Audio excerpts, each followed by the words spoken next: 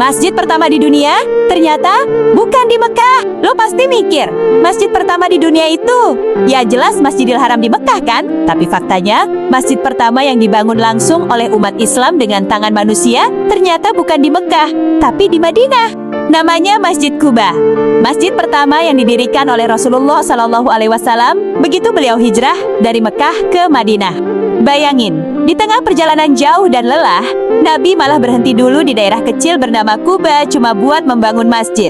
Dan bukan cuma memerintah orang, Nabi sendiri ikut mindahin bata-bata dan nyusun pondasinya. Masjid Quba ini punya makna yang dalam banget karena bukan cuma tempat ibadah, tapi juga simbol dimulainya peradaban Islam yang sebenarnya.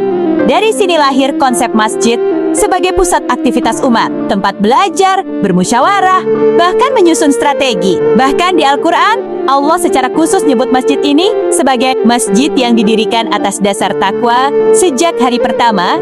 Quran Surah At-Taubah 108. Dan yang lebih keren lagi, Nabi Muhammad SAW bersabda, barang siapa berwudu di rumahnya, lalu mendatangi Masjid Quba dan salat di dalamnya, maka pahalanya seperti pahala umroh.